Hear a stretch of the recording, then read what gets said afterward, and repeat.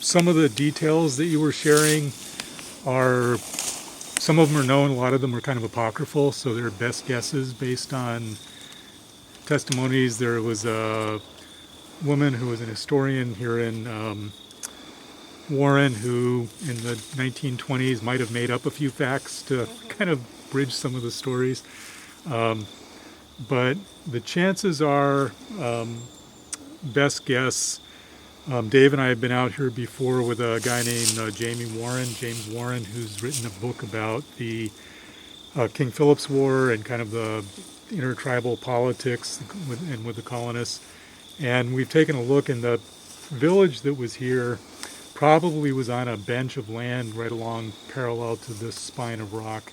It goes back a ways. And I think the biggest thing to keep in mind as a part of the story is that the Pokanoket that had been here had probably been here for right around 8,000 years before this. So it was a pretty highly developed, well-used piece of land, and the way that they managed their economy was to move seasonally to different places, and this would have been the winter camp for them. And my understanding is that Roger Williams had quite a prior relationship with some of the people that he ended up meeting here, and actually was coming down here knowing that he would probably be welcomed at the time. The only other thing I'd probably add that I think is really significant in terms of how all the future history unfolded is that the best guess is that there were probably in what is now called the Wampanoag, which is a series of five different tribes, probably about 4,000 or 5,000 people, right, all together going down onto the top of the Cape and to here. But in 1619-ish, give or take a year on either side, there was an epidemic, and nobody's quite sure what it was. It could have been any of a number of things, but there's no clear evidence about that. But the estimates are that it killed anything from about 60 to 80% of the tribal members.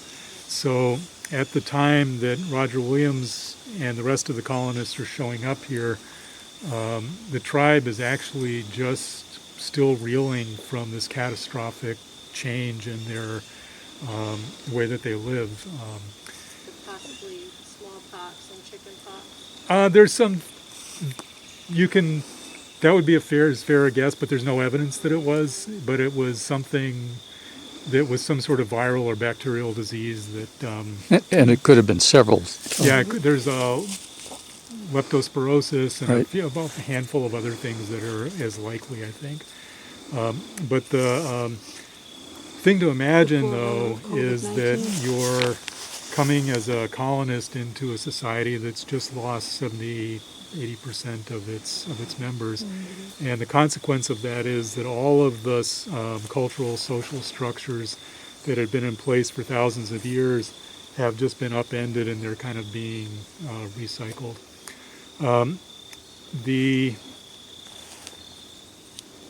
That's probably enough. I don't know if there are other things you want to. But I think just kind of thinking about Roger Williams' presence here as part of a larger story, and I tend to think that what his particular gift was a really kind of political astuteness and an ability to manage colonial life in among all of the intertribal politics that were going on from the 1620s on. And it's part of his value. Some of it was probably economic, but it was, the argument I would make for the Pokanoket that were here is that they primarily needed him as a political ally against the Narragansett, they had a long tradition of, the Pokanoket had a long tradition of conflict with.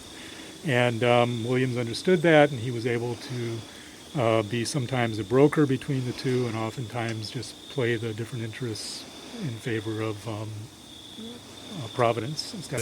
But I think the biggest transformation that took place was a change in the way that people understood property.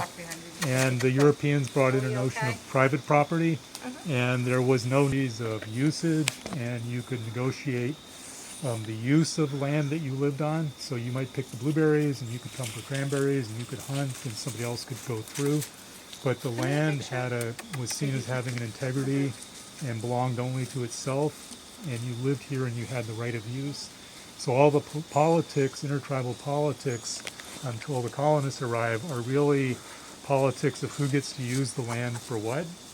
And once the colonists arrived, particularly after King Philip's War in this area, 1670s, it's all private property rights, and you start getting the notion, this farm belongs to you, not to anybody else, and all of the rights of use go to you. So, that's probably, I think, the single biggest transformation.